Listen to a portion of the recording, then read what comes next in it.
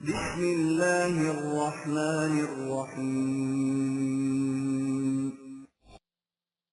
تلك الرسل فضلنا بعضهم على بعض منهم من كلم الله ورفع بعضهم درجات وآتينا عيسى ابن مريم البينات وأيدناه بروح القدس ولو شاء الله ما اقتتل الذين من بعدهم من بعد ما جاءتهم البينات ولكن اختلفوا فمنهم من آمن ومنهم من كفر ولو شاء الله ما اقتتلوا ولكن الله يفعل ما يريد. یہ تمام رسول منفذ رسالت کے اعتبار سے تو ایک جیسے تھے، لیکن ان کی تعلیم کے دائرہ اثر و نفوذ کے لحاظ سے ان میں بعض کو بعض پر فضیلت حاصل رہی ہے. ان میں وہ بھی ہیں جن سے خدا نے جبریل کے واسطے کے بغیر براہ راست باتیں کی، مثلا موسیٰ. بعض کے درجے دیگر امور میں بلند کیے. انہی میں عیسیٰ ابن مریم بھی ہے، جسے ہم نے واضح دلائل دیے اور مقدس وحی سے اس کے لیے سامان تقویت بہم پہنچایا. اگر ہمارا قانون مشیت یہ ہوتا کہ انسان بھی دیگر اشیاء کائنات کی طرح مجبور زندگی بسر کرے تو ان رسولوں کی اس قدر واضح تعلیم کے بعد ان کے متبعین آپس میں جنگ و جدال اور اختلافات نہ کرتے. لیکن چونکہ انسان کو اس کا اختیار دیا گیا ہے کہ وہ جون سا راستہ جی چاہے منتخب کر لے، اس لیے انہوں نے آپس میں اختلاف کیا. بعض نے ایمان کی راہ ختم کی، بعض نے کفر کا راستہ اختیار کر لیا. پھر سن لو کہ اگر مشیت کا قانون یہ ہوتا کہ انسان کو جبراً ایک ہی راہ پر چلایا جائے تو یہ کبھی آپس میں جنگ و قتال نہ کرتے. ممکن ہے تمہارے دل میں یہ خیال پیدا ہو کہ خدا نے انسان کو صاحب اختیار بنایا ہی کیوں؟ نہ اسے اختیار دیا جاتا نہ دنیا میں جنگ و قتال ہوتے. لیکن ان امور کے فیصلے تمہاری منشا کے مطابق نہیں ہو سکتے. یہ سب خدا کے قانون مشیت کے مطابق ہوتا ہے جو تمام نظام کائنات کو اپنے محیط کل ارادے پروگرام کے مطابق چلا آ رہا ہے. انسان کا صاحب اختیار ہونا بھی اسی پروگرام کی ایک کڑی ہے. يا أيها الذين آمنوا أنفقوا مما رزقناكم من قبل أن يأتي يوم لا بيع فيه ولا خلة ولا شفاعة والكافرون هم الظالمون. اے جماعت مومنین، انبیاء سابقہ اور اقوام گزشتہ کے یہ تمام احوال و قواعد اس لیے بیان کیے گئے ہیں کہ تمہیں معلوم ہو جائے کہ زندگی کی خوشگواریاں حاصل کرنے کا راز نظام خداوندی قائم کرنے میں پوشیدہ ہے. اس کے لیے ضروری ہے کہ تمہیں جو کچھ بھی خدا نے دیا ہے اسے اس مقصد کے لیے کھلا رکھو. اس وقت تم ایسا کرنے پر قادر ہو، لیکن اگر یہ وقت ہاتھ سے نکل گیا تو پھر دنیا اور آخرت کی ان خوشگواریوں کا حصول ممکن نہیں ہوگا. اس لیے کہ یہ وہ جنس نہیں جسے تم جس وقت چاہو بازار سے خرید لو. نہ ہی یہ کسی دوست سے احساناً مل سکتی ہے اور نہ ہی کسی کی سفارش سے حاصل ہو سکتی ہے. جو اس حقیقت سے انکار کرتا ہے وہ اپنا نقصان آپ کرتا ہے. اللہ لا الہ الا هو الحی القیوم لا تأخذه سنة ولا نوم له ما في السماوات وما في الأرض من ذا الذي يشفع عنده إلا بإذنه يعلم ما بين أيديهم وما خلفهم ولا يحيطون بشيء من علمه إلا بما شاء وسع كرسيه السماوات والأرض ولا يؤوده حفظهما وهو العلي العظيم. یاد رکھو نظام خداوندی اس خدا کا نظام ہے جس کے سوا کائنات میں کوئی صاحب اقتدار نہیں، جو سب کو زندگی عطا کرتا ہے، لیکن اپنی زندگی کے لیے کسی کا محتاج نہیں۔ وہ ہر شے کو قیام اور توازن عطا کرتا ہے، لیکن اسے اپنے قیام کے لیے کسی سہارے کی ضرورت نہیں۔ وہ کائنات کی حفاظت سے نہ کبھی غافل ہوتا ہے نہ بے خبر۔ کائنات کی پستیوں اور بلندیوں میں جو کچھ ہے سب اس کے متعین کردہ پروگرام کی تکمیل کے لیے سرگرم عمل ہے۔ کوئی ایسا نہیں جو کسی کا ساتھی بن کر قانون خداوندی کے خلاف اس کی مدد کر سکے۔ یہ مدد ہی قانون خداوندی کے مطابق ہی ہو سکتی ہے۔ جو کچھ اس کائنات میں سامنے ہے اور جو کچھ اس کے پیچھے ہے وہ سب کا علم رکھتا ہے، اور اس کے علم میں سے کسی کو ذرہ برابر بھی نہیں مل سکتا بجز اس طریق کے جو اس کے قانونی مشیت نے مقرر کر رکھا ہے، یعنی وحی اور بصیرت وغیرہ۔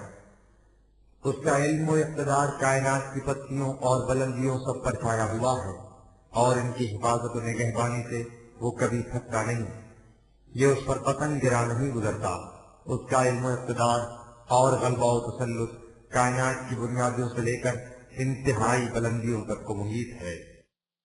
لا اکراہ فی الدین قد تبین الرشد من الغی فمن يكفر بالطاغوت ويؤمن بالله فقد استمسك بالعروة الوثقى لا انفصام لها والله سميع عليم۔ اس قدر عظیم قوتوں کا مالک خدا اگر چاہتا تو جس طرح خارجی کائنات میں اس کا نظام از خود قائم ہے، انسانی دنیا میں بھی از خود قائم ہو جاتا اور انسان اس کے مطابق چلنے پر مجبور ہوتا۔ لیکن ہم اس باب میں زبردستی نہیں کرنا چاہتے، اسے انسانوں کو اپنے دل کی رضامندی سے قائم اور اختیار کرنا چاہیے۔ اس کے لیے ہم نے کیا یہ ہے کہ وحی کے ذریعے صحیح اور غلط راستے واضح کر دیے ہیں، اور انسان سے کہہ دیا ہے کہ وہ جون سا راستہ بھی چاہے اختیار کر لے۔ سو جو قوم غیر خداوندی نظام سے منہ موڑ کر اس نظام کی صداقت پر ایمان لے آئے گی اور اسے اپنی زندگی کا نصب العین بنا لے گی تو سمجھ لو کہ اس نے ایسے محکم سہارے کو تھام لیا جو کبھی ٹوٹ نہیں سکتا، اس لیے کہ یہ نظام اس خدا کا تجویز کردہ ہے جو ہر بات کا سننے والا اور سب کچھ جاننے والا ہے۔ اللہ ولی الذین آمنوا یخرجهم من الظلمات الى النور والذین کفروا اولیاؤهم الطاغوت یخرجونهم من النور الى الظلمات اولئک اصحاب النار هم فیہا خالدون۔ اس نظام کا نتیجہ کیا ہوگا؟ اللہ کا قانون اس سماج کا نگران و محافظ اور یار و مددگار ہوگا جو اس کی صداقت پر یقین رکھ کر اسے قائم کرنے کی کوشش کرے گی۔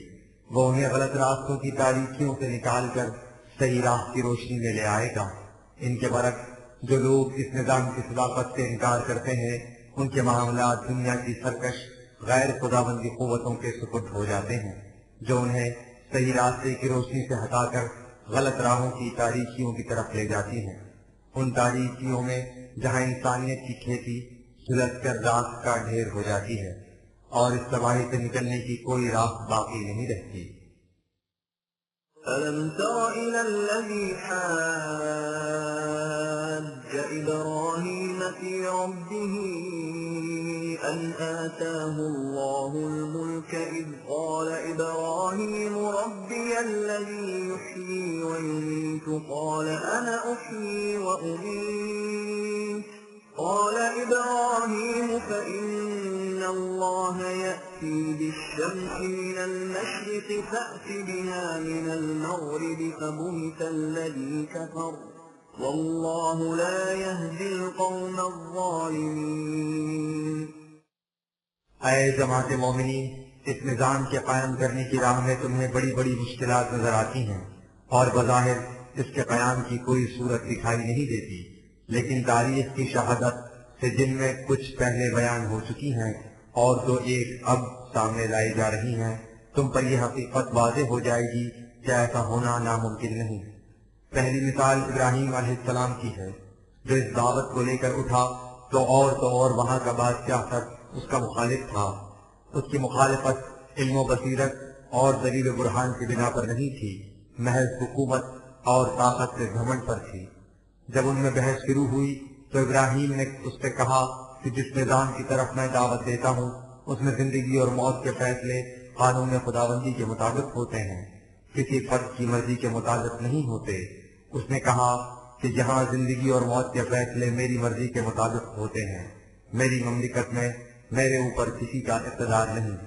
ابراہیم نے کہا کہ اگر تمہاری مملکت میں اقتدار اعلیٰ تمہارا ہی ہے، اس کے اوپر کسی کا اقتدار نہیں، تو دیکھو کہ خدا کے قانون کے مطابق سورج مشرق سے طلوع ہوتا ہے، تم اسے حکم دو کہ وہ تمہاری مملکت پر مغرب کی طرف سے نمودار ہوا کرے۔ یہ قانون خداوندی کے اقتدار اعلیٰ کی ایسی مثبت دلیل تھی کہ اسے سن کر وہ بکا بکا رہ گیا، لیکن اس کے باوجود وہ سیدھی راہ پر نہ آیا، اس لیے کہ جو لوگ حدود شکنی اور سرکشی کو اپنا شیوا بنا چکے ہوں وہ آئین و قانون کی راہ کب اختیار کرتے ہیں۔ أو كالذي مر على قرية وهي خاوية على عروشها قال أنى يحيي هذه الله بعد موتها فأماته الله 100 عام ثم بعثه قال كم لبثت قال لبثت يوما أو بعض يوم قال بل لبثت 100 عام فانظر إلى طعامك وشرابك لم يتسنه وانظر إلى حمارك ولنجعلك آية للناس وانظر إلى العظام كيف ننشدها ثم نكسوها لحما فلما تبين له قال أعلم أن الله على كل شيء قدير۔ دوسری مثال بنی اسرائیل کی نشاط ثانیہ کی ہے۔ وہ بخت نصر کے ہاتھوں یروشلم کی تباہی اور بربادی کے بعد قریب 100 سال تک غلامی اور محکومی کی ذلت آمیز زندگی بسر کرتے رہے، اور اس کے بعد جب وہ اپنی حیات اجتماعی سے اکثر مایوس ہو چکے تھے کہ خسرو نے انہیں پھر بیت المقدس میں آباد کر دیا۔ تمثیلی انداز میں اسے یوں سمجھو کہ ایک شخص کا گزر ایک ایسی بستی پر ہوا جس کے مکانات مسمار ہو کر کھنڈر بن چکے تھے۔ اس نے کہا کہ کیا اس قسم کی ویران بستی کو اس کی موت کے بعد پھر سے زندگی مل سکتی ہے؟ اللہ نے اسے 100 سال تک موت کی حالت میں رکھا اور اس کے بعد اسے دوبارہ زندگی عطا کر دی۔ اس سے پوچھا گیا کہ تم بھلا کتنی مدت تک اس حالت میں رہے ہو؟ اس نے کہا کہ بس 8 دن۔ اللہ نے کہا کہ تم 100 سال تک اس حالت میں رہے ہو، بائیں ہما دیکھو کہ تمہارا کھانا اور پانی تک خراب نہیں ہوا، اسی طرح تمہارا گدھا بھی ویسے کا ویسا کھڑا ہے۔ یہ اس لیے کیا گیا ہے کہ تم لوگوں کے لیے اس بات کی نشانی بن جاؤ کہ قانون خداوندی کی روح سے مردہ اقوام کو بھی زندگی مل سکتی ہے۔ کیا تم زمین کی حالت پر غور نہیں کرتے کہ ہم کس طرح خون کے لوتھڑے سے ہڈیاں ابھارتے ہیں، انہیں سخت کرتے ہیں اور پھر ان پر گوشت پوست چڑھا کر انہیں ایک جیتا جاگتا بچہ بنا دیتے ہیں۔ جب اس مثال کے ذریعے اس پر بات واضح ہو گئی تو اس نے کہا کہ ہاں، اب میں نے سمجھ لیا ہے کہ اللہ نے ہر شے کے پیمانے مقرر کر رکھے ہیں اور ان پر اس کا پورا کنٹرول ہے۔ موت اور حیات کے فیصلے بھی انہی پیمانوں کے مطابق ہوتے ہیں۔ جب تک ہم ان پیمانوں کو نہیں سمجھتے ایک بات کو مستبعد تصور کر لیتے ہیں، جب وہ سمجھ میں آ جاتی ہے وہی ناممکن بات ممکن نظر آنے لگ جاتی ہے۔ وَإِذْ قَالَ إِبْرَاهِيمُ رَبِّ أَرِنِي كَيْفَ تُحْيِي الْمَوْتَىٰ قَالَ أَوَلَمْ تُؤْمِن قَالَ بَلَىٰ وَلَٰكِن لِّيَطْمَئِنَّ قَلْبِي قَالَ فَخُذْ 4 مِّنَ الطَّيْرِ فَصُرْهُنَّ إِلَيْكَ ثُمَّ اجْعَلْ عَلَىٰ كُلِّ جَبَلٍ مِّنْهُنَّ جُزْءًا ثُمَّ ادْعُهُنَّ يَأْتِينَكَ سَعْيًا وَاعْلَمْ أَنَّ اللَّهَ عَزِيزٌ حَكِيمٌ۔ بنی اسرائیل کو قریب 100 سال کے بعد حیات نو انہی پیمانوں کے مطابق ملی تھی۔ یہ خیال کہ جب قوموں پر اس طرح مردنی چھا جائے تو پھر انہیں حیات نو کس طریق سے مل سکتی ہے۔ خود ابراہیم کے دل میں بھی پیدا ہوا تھا، چنانچہ جب اس نے اپنی قوم کی حالت پر غور کیا اور دیکھا کہ ان میں زندگی کی کوئی رمق نظر نہیں آتی تو اللہ سے کہا کہ کیا یہ ممکن ہے کہ اس قسم کی مردہ قوم بھی از سر نو زندہ ہو جائے؟ اور اگر یہ ممکن ہے تو مجھے بتا دیجئے کہ اس کے لیے کیا طریق اختیار کیا جائے۔ اللہ نے کہا کہ پہلے تو یہ بتاؤ کہ تمہارا اس پر ایمان ہے کہ نہیں کہ مردہ قوموں کو حیات نو مل سکتی ہے۔ ابراہیم نے کہا کہ اس پر تو میرا ایمان ہے، لیکن میں اس کا اطمینان چاہتا ہوں کہ یہ کس طریق سے ہوگا تاکہ میں پوری جمعیت خاطر سے اس پروگرام پر عمل پیرا ہوں۔ اللہ نے کہا کہ اس طریق کو سمجھنے کے لیے یوں کرو کہ تم 4 پرندے لو، وہ شروع میں تم سے دور بھاگیں گے، انہیں اس طرح آہستہ آہستہ سدھاؤ کہ وہ تم سے مانوس ہو جائیں۔ آخر الامر ان کی یہ حالت ہو جائے گی کہ اگر تم انہیں الگ الگ مختلف پہاڑیوں پر چھوڑ دو اور انہیں آواز دو تو وہ اڑتے ہوئے تمہاری طرف آ جائیں گے۔ بس یہی طریقہ ہے ان حق سے نامانوس لوگوں میں زندگی پیدا کرنے کا۔ تم انہیں اپنے قریب لاؤ اور نظام خداوندی سے اچھی طرح مانوس کراؤ۔ یہ نظام اپنے اندر اتنی قوت اور حکمت رکھتا ہے کہ اسے چھوڑ کر یہ کہیں نہیں جا سکیں گے، لیکن ظاہر ہے کہ یہ بڑا صبر آزما مرحلہ ہے۔ وحشی جانوروں کا رام کرنا بڑا حوصلہ، بردباری اور استقامت چاہتا ہے۔ ایک داعی انقلاب کے لیے یہ خصوصیات لا ينفق ہیں۔ مثل الذين ينفقون أموالهم في سبيل الله كمثل حبة أنبتت 7 سنابل في كل سنبلة 100 حبة والله يضاعف لمن يشاء والله واسع عليم۔ ان تاریخی شہادات کے بعد پھر اسی مقام کی طرف لوٹ آؤ جہاں سے نظام خداوندی کی تشکیل کی بات شروع ہوئی تھی، یعنی انفاق فی سبیل اللہ کی طرف۔ اس نظام کے قیام کے لیے اپنی محنت کی کمائی کو کھلا رکھنا در حقیقت بیج ڈال کر کھیتی اگانا ہے۔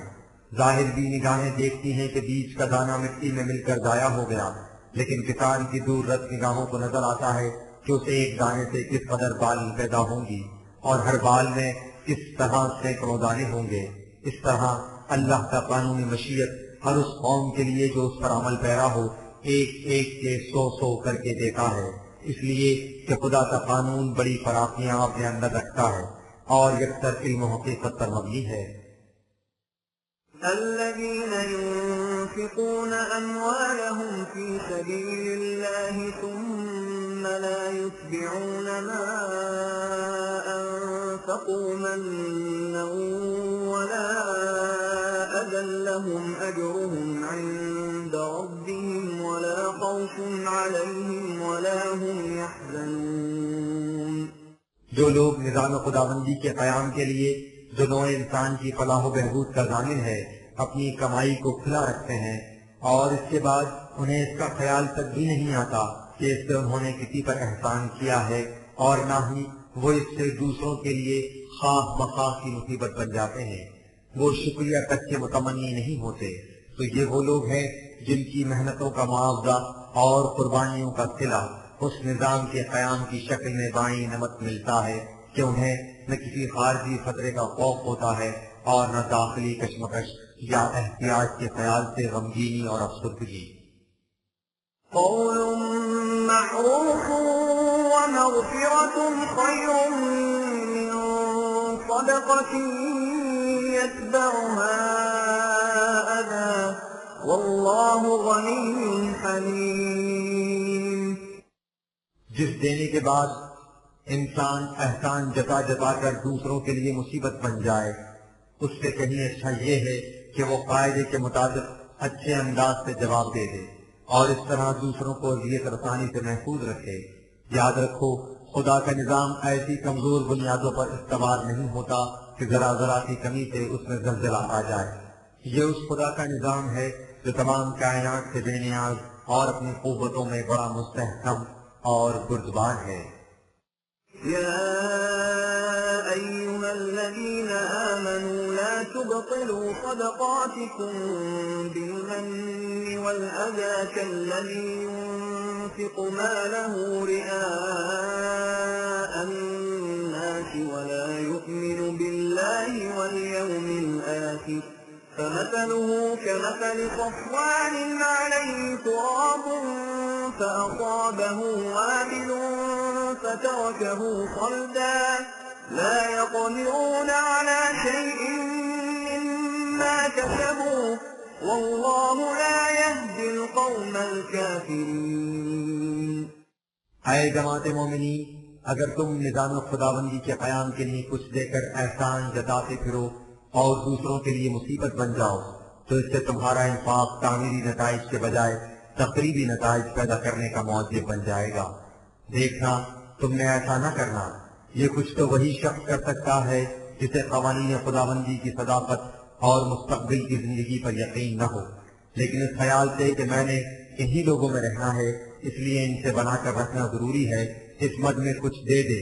اس انفاق کی مثال یوں سمجھو جیسے کسی سخت چٹان پر یوں ہی ذرا سی مٹی جم جائے اور یوں دکھائی دے کہ وہ بڑی عمدہ زمین ہے جس میں اچھی کھیتی اگائے گی، لیکن جب اس پر بارش کا ایک تیز سا چھینٹا پڑے تو سب مٹی بہہ جائے اور نیچے چٹان کی چٹان باقی رہ جائے. اس طرح ایک ایک دانے سے سینکڑوں دانے ملنا تو ایک طرف فصل کاشت کرنے میں جس قدر محنت صرف ہوئی تھی وہ بھی اکارت چلی جائے. یاد رکھو جو لوگ قوانین خداوندی کی صداقت پر ایمان نہ رکھیں اور محض لوگوں کے دکھاوے کے لیے نیک کام کریں تو ان پر فلاح و سعادت کی راہیں کشادہ نہیں ہوتی. اعمال کے نتیجہ خیز ہونے کے لیے ایمان صحیح مقصد کا ہونا اشد ضروری ہے.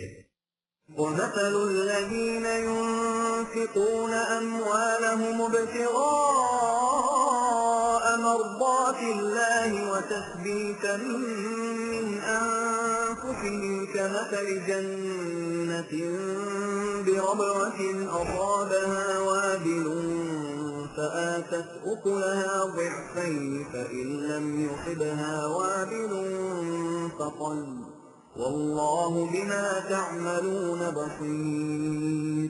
ان کے برعکس جو لوگ اپنی محنت کی کمائی کو کھلا رکھتے ہیں تاکہ اسے قوانین خداوندی کے مطابق صرف کیا جائے اور اس سے نوع انسان کی پرورش اور ان کی اپنی ذات کا استحکام و ثبات ہو جائے، ان کی مثال ایسی ہے کہ کسی اونچی زمین پر جس تک سیلاب نہ پہنچ سکے ایک باغ اگایا جائے. اس پر اگر زور کی بارش ہو تو دگنا پھل دے اور اگر یوں ہی ہلکی سی پھوار بھی پڑ جائے تو وہ بھی اس کی شادابی کے لیے کافی ہو. خدا کا قانون مکافات جو علم و بصیرت پر مبنی ہے ان لوگوں کے اعمال کے خوشگوار نتائج مرتب کرتا ہے. أَيَوَدُّ أَحَدُكُمْ أَن تَكُونَ لَهُ جَنَّةٌ مِّن نَّخِيلٍ وَأَعْنَابٍ تَجْرِي مِن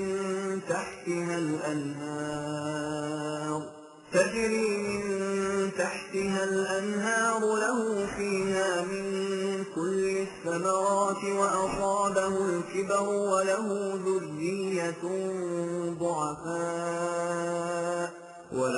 ذرية ضعفاء فأصابها إعصار فيه نار فاحترقت كذلك يبين الله لكم الآيات لعلكم تتفكرون.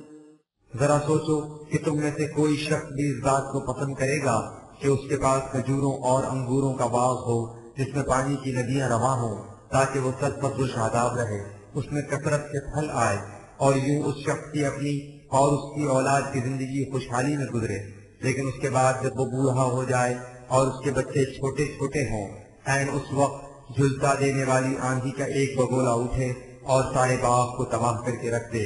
سوچو کہ اس سے اس کا اور اس کی اولاد کا کیا حشر ہوگا.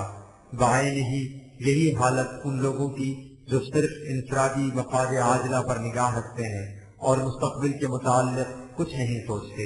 خدا کا نظام ربوبیت قائم ہی اس لیے کیا جاتا ہے کہ معاشرے میں ایسی حالت کبھی نہ پیدا ہونے پائے اور کوئی خاندان کسی وقت بھی اپنی ضروریات زندگی سے محروم نہ رہے. یوں اللہ مختلف مثالوں سے اپنے قوانین کو وضاحت سے بیان کرتا ہے تاکہ تم غور و فکر سے کام لو اور سوچو کہ کیا نوع انسان کو محتاجی اور مفلسی اور تباہی بربادی سے محفوظ رکھنے کے لیے کوئی اور نظام بھی ہو سکتا ہے؟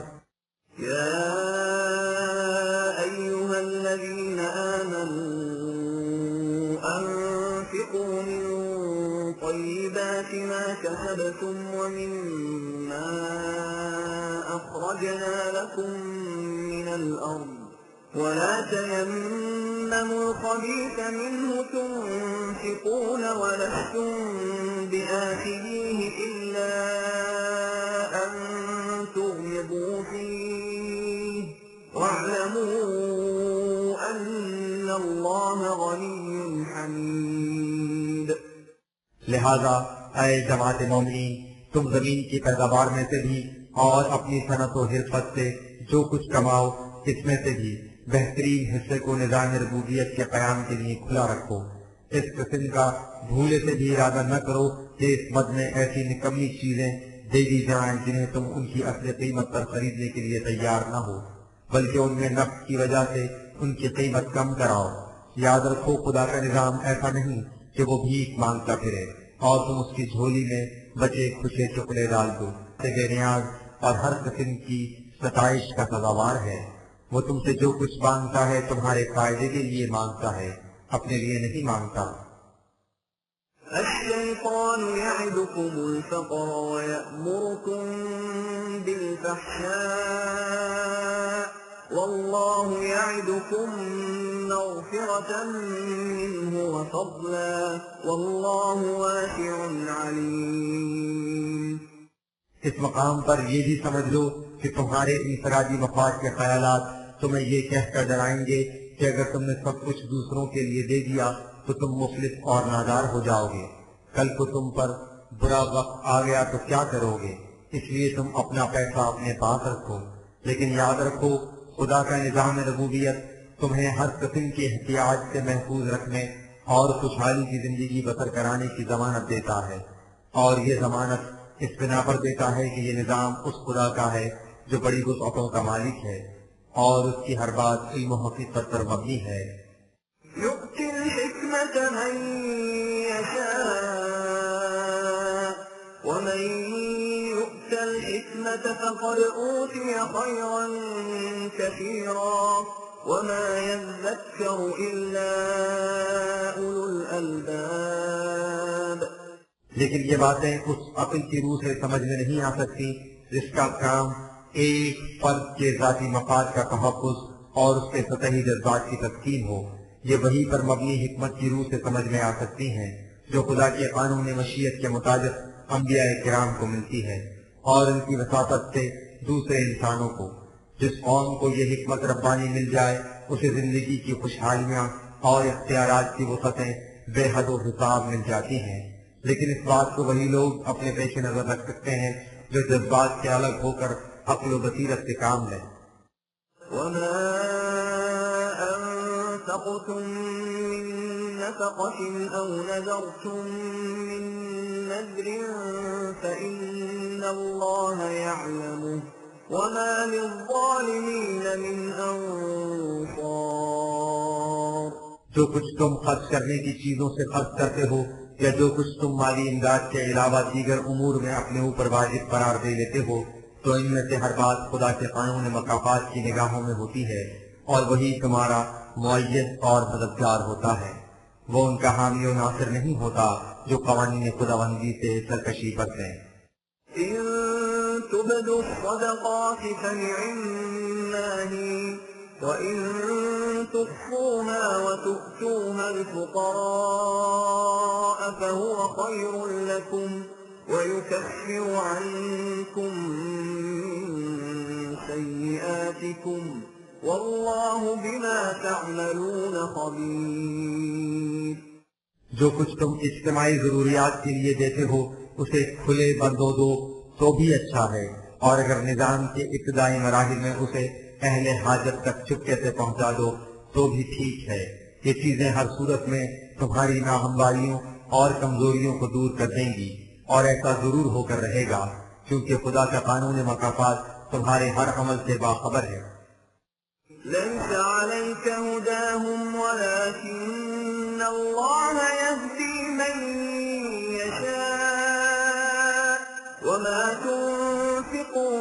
خير فلأنفسكم وما تنفقون إلا ابتغاء وجه الله وما تنفقوا من خير يوفى إليكم وأنتم لا تظلمون. اے رسول، تم ان لوگوں کو نظام خداوندی کی یہ راہ دکھا دو، تمہارے ذمہ اتنا ہی ہے، انہیں اس راستے پر چلا دینا تمہارے ذمہ نہیں. کسی کا صحیح راستے پر چلنا خدا کے قانون مشیت کے مطابق ہوتا ہے، جس کی روح سے اس نے انسان کو اپنے لیے آپ راستہ منتخب کرنے کا اختیار دے رکھا ہے. تم ان لوگوں کو اتنا بتا دو کہ تم جو کچھ بھی زمین میں خرچ کرو گے اس کا فائدہ خود تمہاری اپنی ذات کو ہوگا، بشرطے کہ یہ کچھ قانون خداوندی کے مطابق نظام خداوندی کی تشکیل کے لیے خرچ کیا جائے. اس کا جذبہ محرکہ کچھ اور نہ ہو، یوں جو کچھ تم نے خرچ کرو گے وہ تمہیں پورا پورا واپس مل جائے گا، اس میں ذرہ برابر کمی نہیں ہوگی. للفقراء الذين أحصروا في سبيل الله لا يستطيعون ضربا في الأرض يحسبهم الجاهل أغنياء من التعفف تعرفهم بسيماهم لا يسألون الناس إلحافا وما تنفقوا من خير فإن الله به عليم. یہ بھی یاد رکھو کہ اس روپیہ کو پیشہ ور بھیک منگوں پر خرچ نہیں کیا جائے گا، یہ ان حقیقی ضرورت مندوں کے لیے ہوگا جو اس نظام کی تشکیل کے سلسلے میں کہیں روک دیے گئے ہوں، وہ نہ وہاں سے کسی اور جگہ جا سکیں اور نہ ہی وہاں رہتے ہوئے اپنی ضروریات پوری کر سکیں. ان میں سیرت کی پختگی کی وجہ سے استغنا کا یہ عالم ہو کہ ناواقف یہی سمجھے کہ ان کے پاس بہت کچھ ہے، انہیں کسی چیز کی کمی نہیں. البتہ جاننے والے انہیں ان کے چہروں پر نمودار ہو جانے والے اثرات سے پہچان لیں. یہ لوگ لپٹ لپٹ کر مانگنے والے گداگر نہیں ہوتے. ان لوگوں کی ضروریات پورا کرنے کے لیے تم جو کچھ دو گے اللہ کو اس کا پورا پورا علم ہوگا، یعنی اسے دینے والوں کی نیت کا بھی علم ہوتا ہے اور لینے والوں کی ضروریات کا بھی. الذين ينفقون أموالهم بالليل والنهار سرا وعلانية فلهم أجرهم عند ربهم ولا خوف عليهم ولا هم يحزنون. اس انداز سے دینے والے وہ لوگ ہیں جو اپنا مال دن رات کھلے بندوں اور خاموشی سے اس مقصد کے لیے خرچ کرتے ہیں. انہی کی قربانیوں سے وہ نظام قائم ہوتا ہے جس میں نہ کسی کو کسی قسم کا خوف و خطر رہتا ہے، نہ افسردگی اور غمگینی. الذين يأكلون الربا لا يقومون إلا كما يقوم الذي يتخبطه الشيطان من المس ذلك بأنهم قالوا إنما البيع مثل الربا وأحل الله البيع وحرم الربا فمن جاءه موعظة من ربه فانتهى فله ما سلف وأمره إلى الله ومن عاد فأولئك أصحاب النار هم فيها خالدون.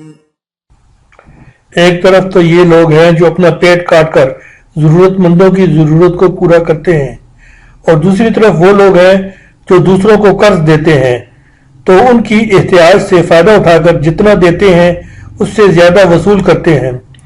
اس قسم کی ذہنیت رکھنے والے لوگوں کی حالت یوں سمجھو جیسے کسی کو سانپ نے ڈس لیا ہو اور وہ دیوانہ وار ادھر ادھر بھاگتا پھرے، یعنی ہوا سے زر ان کے سینے میں آگ لگا دیتی ہے جس سے وہ ہر وقت مضطرب اور بے قرار رہتے ہیں. یہ لوگ اپنی اس روش کے جواز میں دلیل یہ پیش کرتے ہیں کہ ربا، روپے پر زیادہ وصول کرنا، تجارت کی مثل ہے، دونوں میں کچھ فرق نہیں، जिस तरह तजारत में दुकानदार ग्राहक से अपने असल दर से ज्यादा लेता है, इसी तरह रिबा में रुपया देने वाला अपने असल से ज्यादा वसूल करता है। ये उनकी कट हुज्जती है। तजारत में इंसान रुपया भी लगाता है और उसके साथ मेहनत भी करता है।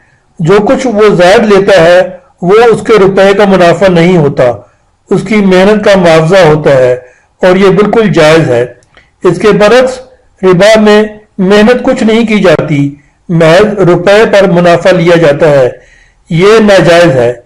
इस ज़िम्न में इस असूल को याद रखो कि जायज सिर्फ मेहनत का मुआवजा है।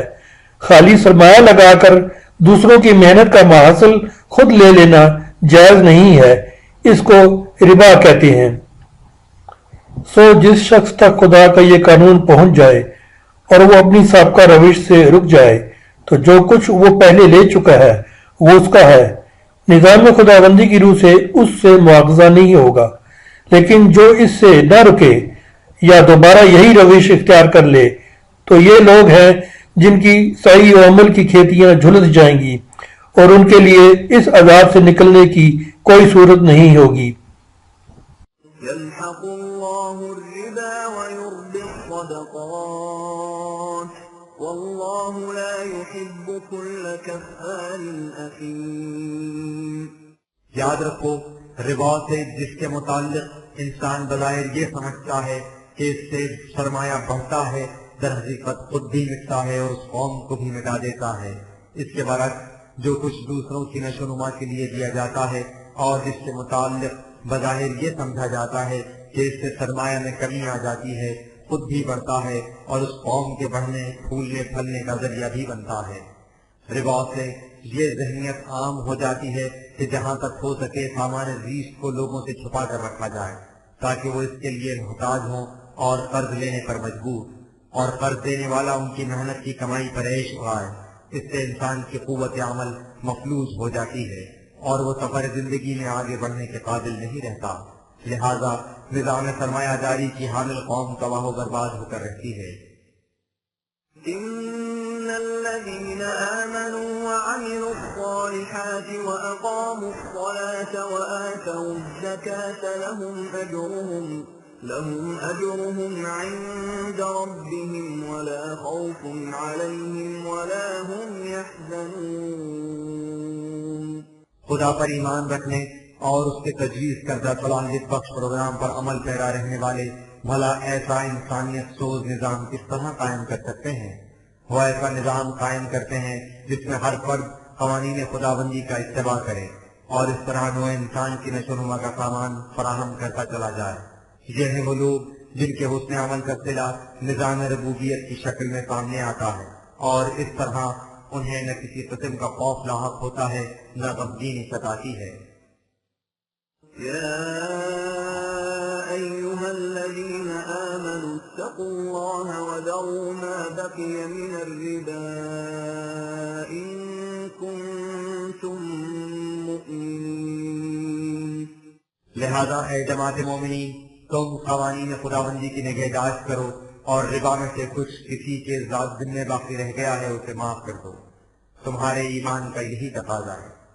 فإن لم تفعلوا فأذنوا بحرب من الله ورسوله وإن تبتم فلكم رؤوس أموالكم لا تظلمون ولا تظلمون۔ अगर तुम ऐसा नहीं करोगे तो याद रखो तुम्हारी इस रविश को निजाम खुदाबंदी के खिलाफ ऐलान जंग समझा जाएगा, इसलिए कि दीन खुदाबंदी निजाम सरमायादारी का खुला हुआ दुश्मन है और इन दोनों में कभी मुफाहमत नहीं हो सकती। अगर तुम इस रविश से बाज आ जाओ तो तुम अपना असल ज़र वापस ले सकते हो ताकि न तुम पर कोई ज़्यादती हो न मकरूज पर। وَإِن كَانَ ذُو عُسْرَةٍ فَنَظِرَةٌ إِلَى مَيْسَرَةٍ وَأَن تَصَدَّقُوا خَيْرٌ لَكُمْ إِن كُنتُمْ تعلمون۔ अगर मकरूज तंगदस्त है तो उसे उतनी मोहलत दो कि वो कर्ज व सहूलत अदा कर सके, और अगर तुम उसे बिल्कुल ही माफ कर दो तो ये तुम्हारे लिए बहुत अच्छा है, बशर्ते कि तुम दूर रख निगाह से देख सको कि इसमें किस कदर इज्तिमाई मफाद मुज़हिर है। واتقوا يوما ترجعون فيه إلى الله ثم توفى كل نفس ما كسبت وهم لا يظلمون. تم ہمیشہ اس آنے والے انقلاب کے زمانے کو اپنے سامنے رکھو جس میں تمہارے ہر معاملے کا فیصلہ خدا کے قانون کے مطابق ہوگا. ہر شخص کو اس کے اعمال کا پورا پورا بدلہ ملے گا اور کوئی کسی کی محنت کو چھین کر نہیں لے جائے گا. یہ اس دنیا میں بھی ہوگا اور مرنے کے بعد بھی. يا أيها الذين آمنوا إذا تداينتم بدين إلى أجل مسمى فاكتبوه وليكتب بينكم كاتب بالعدل ولا يأب كاتب أن يكتب كما علمه الله فليكتب وليملل الذي عليه الحق وليتق الله ربه ولا يبخس منه شيئا فإن كان الذي عليه الحق سفيها أو ضعيفا أو لا يستطيع أن يمل هو فليملل وليه بالعدل واستشهدوا شهيدين من رجالكم فإن لم يكونا رجلين فرجل وامرأتان ممن ترضون من الشهداء أن تضل إحداهما فتذكر إحداهما الأخرى ولا يأبى الشهداء إذا ما دعوا ولا تسأموا أن تكتبوه صغيرا أو كبيرا إلى أجله ذلكم أقسط عند الله وأقوم للشهادة وأدنى ألا ترتابوا إلا أن تكون تجارة حاضرة تديرونها بينكم فليس عليكم جناح ألا تكتبوها وأشهدوا إذا تبايعتم ولا يضار كاتب ولا شهيد وإن تفعلوا فإنه فسوق بكم واتقوا الله ويعلمكم الله والله بكل شيء عليم. جب تک نظام ربوبیت قائم نہیں ہو جاتا تمہیں ایک دوسرے سے انفرادی طور پر قرض لینے کی ضرورت پڑے گی. تو جب تم کسی سے ایک مقررہ مدت کے لیے کچھ قرض لو تو اسے لکھ لیا کرو اور چاہیے کہ ایک لکھنے والا تمہارے اس باہمی معاملے کو عدل کے ساتھ لکھ دے. وہ اس سے انکار نہ کرے. جب اسے اللہ نے علم عطا کیا ہے تو اسے چاہیے کہ اس سے دوسروں کو فائدہ پہنچائے. قرض لینے والا اس تحریر کو لکھوائے. کاتب کو چاہیے کہ وہ قانون خداوندی کی نگہداشت کرے اور جو کچھ لکھوایا جائے اس میں کسی قسم کی کمی بیشی نہ کرے. اگر قرض لینے والا کم عقل ہو یا ضعیف ہو یا اس تحریر کو لکھوانے کی بھی قابلیت نہ رکھتا ہو تو اس کی طرف سے اس کا کوئی دوست یا سرپرست عدل و انصاف کے ساتھ لکھوا دے. اور ایسے معاملات کے وقت اپنے میں سے 2 مرد بطور گواہ بھی بلا لیا کرو. اگر کسی وقت 2 مرد موجود نہ ہو تو ان میں سے جن پر فریقین رضامند ہوں 1 مرد اور 2 عورتیں بطور گواہ بلا لیا کرو. 2 عورتیں اس لیے کہ اگر ان میں سے کسی کو کچھ اشتباہ ہو جائے تو اسے دوسری یاد دلائے. اور جب گواہ بلائے جائیں تو انہیں چاہیے کہ وہ انکار نہ کریں. قرض تھوڑا ہو یا بہت اس کے میعاد کے اندر دستاویز لکھنے میں کوتاہی نہ کرو. قانون خداوندی کی روح سے یہ چیز تقاضائے انصاف کے زیادہ قریب ہے اور شہادت کو محکم بنانے کا طریق اور شکوک و شبہات کے ازالے کی عمدہ تدبیر. لیکن اگر تم آپس میں کوئی نقد سودا کرو جس کے لیے تم عام طور پر لین دین کرتے رہتے ہو تو اس میں کچھ حرج نہیں کہ اسے تم ضبط تحریر میں نہ لاؤ. البتہ ایسی خرید و فروخت کے وقت گواہ ضرور رکھ لیا کرو. یہ بھی یاد رکھو کہ کاتب یا گواہ کو کسی قسم کا نقصان نہیں پہنچنا چاہیے. اگر تم ایسا کرو گے تو یہ قانون خداوندی سے سرتابی ہوگی. تم ہر معاملے میں قانون خداوندی کی نگہداشت کرو. اللہ تمہیں ان قوانین کا وحی کے ذریعے علم عطا کرتا ہے اور وہ ہر شے کا علم رکھتا ہے۔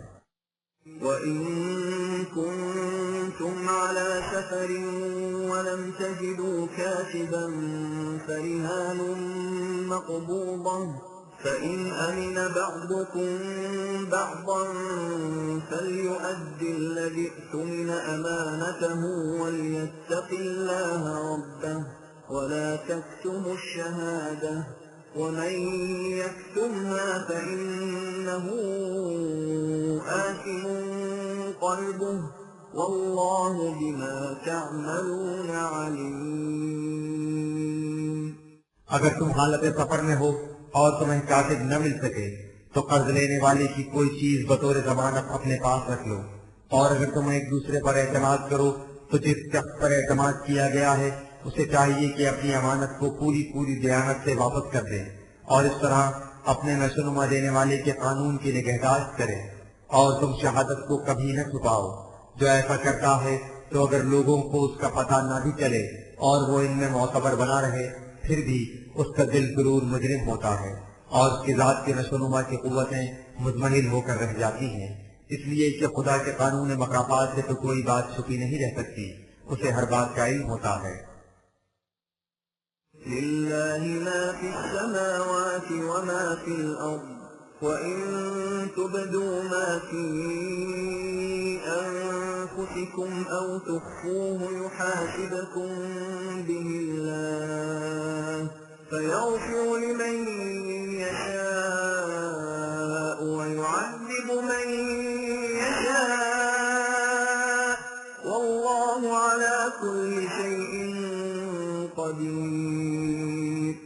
یاد رکھو کائنات کی پستیوں اور بلندیوں میں جو کچھ ہے سب خدا کے متعین کردہ پروگرام کی تکمیل کے لیے سرگرم عمل ہے، اور مقصد اس تگوتاز سے یہ ہے کہ انسان کا کوئی کام بلا نتیجہ نہ رہنے پائے، لہذا اس سے کچھ فرق نہیں پڑتا کہ تم دل میں چھپا کر کیا رکھتے ہو اور ظاہر کیا کرتے ہو۔ خدا کے قانون مکافات کی نظروں میں دونوں یکساں ہیں، وہ تمہارے ہر عمل کا محاسبہ کرتا ہے اور اس بات کا فیصلہ کرتا ہے کہ وہ کون سے اعمال ہیں جن کے مضر اثرات سے تم محفوظ رہ سکتے ہو اور کون سے ایسے جن کی تباہی سے تم بچ نہیں سکتے۔ یہ سب کچھ خدا کے قانون مشیت کے مطابق ہوتا ہے جس کی روح سے اس نے ہر شے کے پیمانے مقرر کر رکھے ہیں اور ان پر اسے پورا کنٹرول ہے۔ یہ تمام قوانین و اقدار اس وحی کی روح سے واضح کر دی گئی ہیں جو اس رسول پر نازل کی گئی ہے۔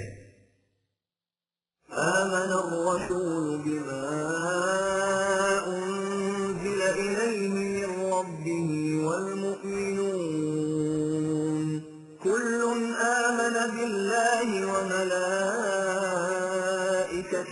وكتبه ورسله لا نفرق بين أحد من رسله وقالوا سمعنا وأطعنا غفرانك ربنا وإليك المصير۔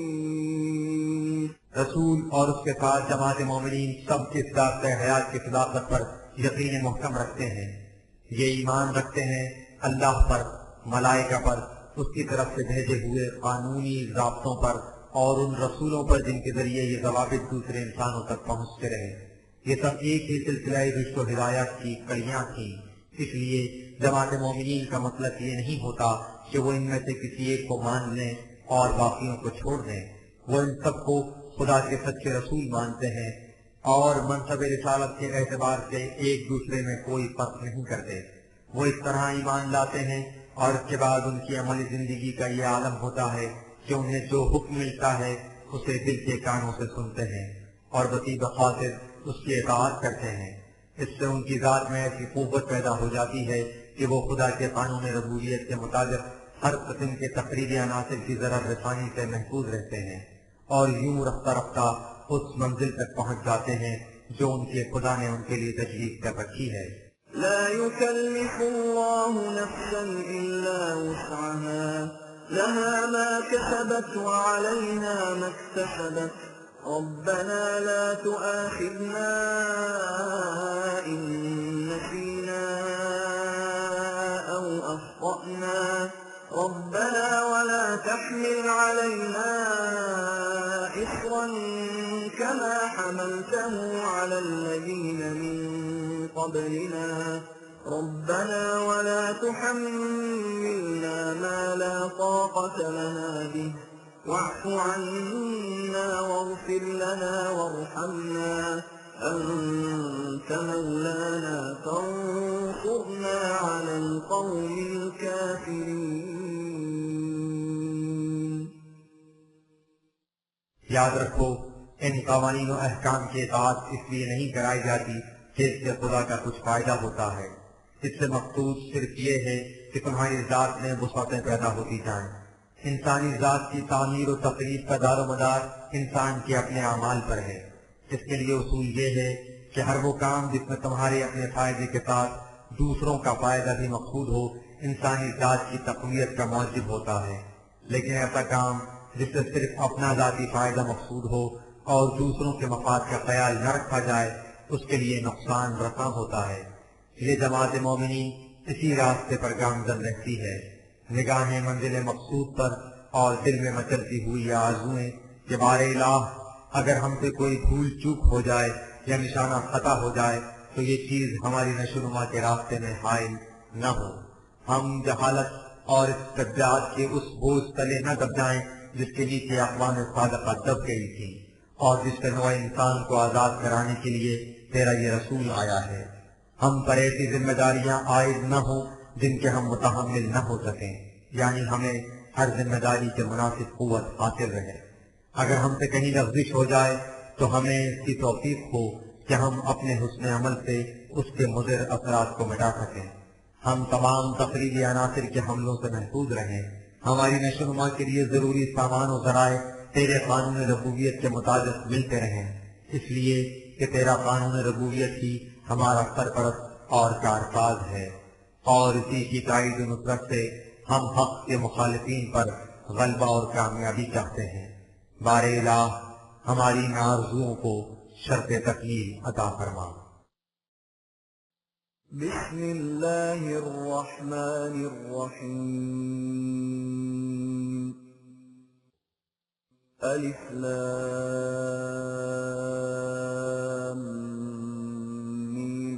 خدائے علیم و حکیم کا ارشاد ہے کہ اللہ لا الہ الا هو الحی القیوم.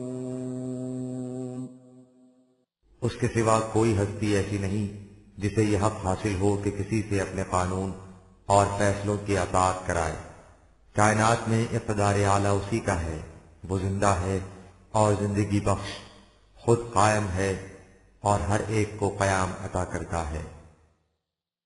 نزل عليك الكتاب بالحق مصدقا لما بين يديه وأنزل التوراة والإنجيل من قبل هدى للناس وأنزل الفرقان إن الذين كفروا بآيات الله لهم عذاب شديد والله عزيز ذو انتقام.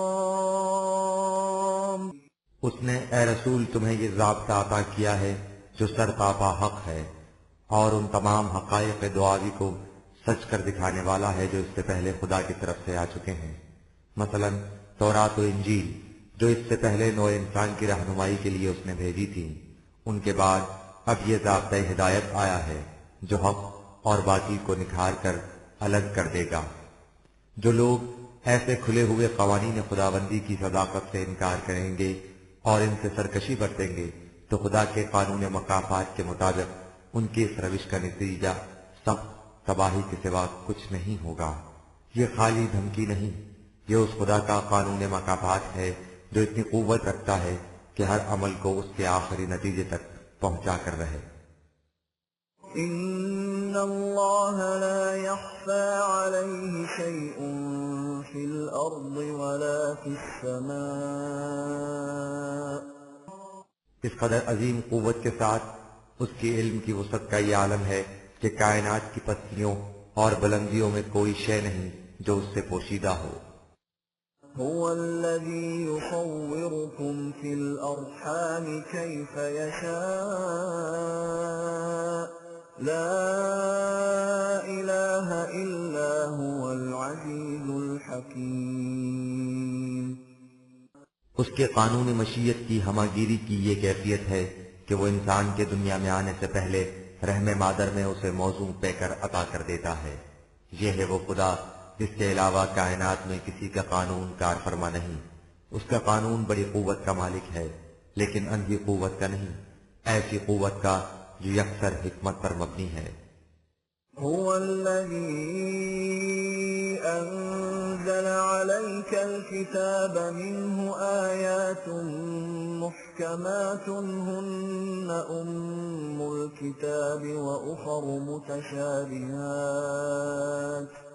فأما الذين في قلوبهم زيغ فيتبعون ما تشابه منه ابتغاء الفتنة وابتغاء تأويله وما يعلم تأويله إلا الله والراسخون في العلم يقولون آمنا به كل من عند ربنا وما يذكر إلا أولو الألباب. اس خدا نے جس کا قانون کائنات میں اس طرح کار فرما ہے انسانوں کی رہنمائی کے لیے یہ ضابطۂ حیات بھیجا ہے. اس میں ایک حصہ تو وہ ہے جو مستقل اقدار، قوانین اور احکام پر مشتمل ہے. یہ حصہ اس ضابطے کی اصل و بنیاد ہے. ان امور کو اس طرح بیان کیا گیا ہے کہ ہر لفظ اپنے متعین معنی سامنے لے آتا ہے. دوسرا حصہ وہ ہے جو ان حقائق پر مشتمل ہے جو مادی کائنات سے ماورا ہیں، مثلا خدا کی ذات یا حیات اخروی وغیرہ. ان حقائق کو سمجھنے کے لیے انہیں تشبیہات اور استعارات کے انداز میں بیان کیا گیا ہے.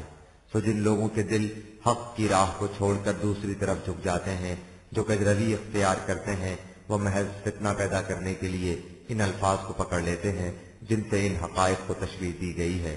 مثلا خدا کے اقتدار اور کنٹرول کے لیے عرش کا لفظ اور اس کے علم کی وسعت کے لیے کرسی کا لفظ. وہ یا تو ان الفاظ ہی کو اصل و حقیقت قرار دیتے ہیں، مثلا یہ کہ خدا سچ مچ ایک تخت کے اوپر بیٹھا ہے، اور یا یوں قیاسات کی روح سے ان کی کنا و حقیقت متعین کرنے کی کوشش کرتے ہیں، مثلا یہ کہ خدا کی ذات کی اصل و حقیقت کیا ہے، اور ایسا کرنے میں حد سے تجاوز کر جاتے ہیں. یاد رکھیے ان میں بعض حقائق تو ایسے ہیں جن کی ماہیت اور حقیقت صرف خدا ہی جانتا ہے. البتہ یہ بات عقل و بصیرت کی روح سے سمجھ میں آ سکتی ہے کہ ان کے بیان کرنے سے مقصود کیا ہے. اور بعض حقائق ایسے ہیں جن کی حقیقت انسانی علم کی سطح کے بلند ہونے سے سامنے آ سکتی ہے، لیکن انہی لوگوں کے سامنے جو مسلسل غور و تدبر اور محنت شاقہ سے علم میں پختگی حاصل کرتے جائیں. ان لوگوں کی بھی یہ کیفیت ہے کہ وہ ان تشبیہی امور کے متعلق ایمان رکھتے ہیں کہ یہ سب خدا کی طرف سے حقیقت کا بیان ہے، اور اس کے بعد غور و فکر سے اعلیٰ حد بشریت ان حقائق کا علم حاصل کرنے کی کوشش کرتے رہتے ہیں. ربنا لا تزغ قلوبنا بعد إذ هديتنا وهب لنا من لدنك رحمة إنك أنت الوهاب. یہ وہ لوگ ہیں جن کی علمی تحقیقات اور حقیقت فہمی کی کوششوں میں ہمیشہ یہ آرزو رہتی ہے کہ ان کے قلوب قرآن کی صحیح رہنمائی کے بعد کسی اور طرف نہ جھک جائیں، اور ان کی قلبی اور ذہنی صلاحیتیں اسی کی روشنی میں برومند ہوں، اس لیے کہ وہ جانتے ہیں کہ انسان کو اس کی صحیح منزل کی طرف رہنمائی تنہا عقل کی روح سے نہیں مل سکتی. یہ صرف وحی کی روح سے ممکن ہے جو خدا کی طرف سے حضرات انبیاء کرام کو وحی طور پر ملتی تھی، کسب و ہنر سے حاصل نہیں کی جا سکتی. ربنا إنك جامع الناس ليوم لا ريب فيه إن الله لا يخلف الميعاد. یہی وہ خدا کی رہنمائی ہے جس کی روح سے انسان اپنے اختلافات چھوڑ کر ایک نقطے پر جمع ہو سکیں گے. یہ اس انقلابی دور میں ہوگا جس کے واقع ہونے میں کسی قسم کا شک و شبہ نہیں، اس لیے کہ یہ خدا کے قانون کے مطابق ہوگا اور خدا کے قوانین اٹل ہیں۔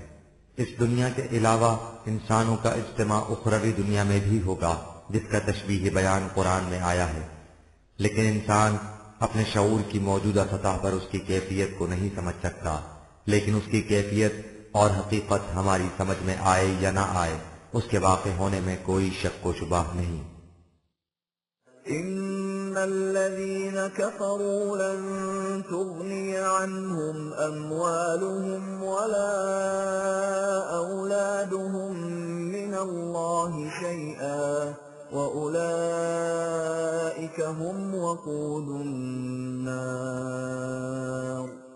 جو لوگ اس رہنمائی کی صداقت سے انکار کر کے اپنے لیے دوسری روش اختیار کر لیں تو اس سے انہیں کتنے ہی مفاد عاجلہ، مال اور اولاد وغیرہ کی کثرت کیوں نہ حاصل ہو جائیں، غلط روش کے تباہ کن نتائج سے وہ کبھی نہیں بچ سکیں گے۔ ان کی یہ روش فتنہ و فساد کی آگ بھڑکانے کا موجب بنتی ہے جس میں وہ خود بھی جل کر راکھ ہو جاتے ہیں اور ان کے ساتھی بھی۔ كدأب آل فرعون والذين من قبلهم كذبوا بآياتنا فأخذهم الله بذنوبهم والله شديد العقاب۔ اس حقیقت پر تاریخ کے اوراق شاہد ہیں، مثلا تم قوم فرعون اور اس سے پہلی قوموں کے طور طریق پر غور کرو اور ان لوگوں کے انجام کو دیکھو۔ انہوں نے ہمارے قوانین کو جھٹلایا اور اپنے لیے دوسری راہیں اختیار کر لیں تو ان غلط راہوں کے عواقب نے انہیں آن پکڑا، اور دنیا نے دیکھ لیا کہ خدا کا قانون مکافات مجرمین کا پیچھا کس شدت سے کیا کرتا ہے۔ قل للذين كفروا ستغلبون وتحشرون إلى جهنم وبئس المهاد۔ لہذا یہ لوگ جو اس نظام کی اس طرح مخالفت کر رہے ہیں ان کے سامنے تاریخ کے یہ واقعات دہراؤ اور ان سے کہو کہ وہ وقت جلد آنے والا ہے جب تم سب مغلوب ہو جاؤ گے اور تباہی و بربادی کے جہنم کی طرف ہنکائے جاؤ گے۔ سوچو کہ وہ زندگی کتنی بری زندگی ہوگی۔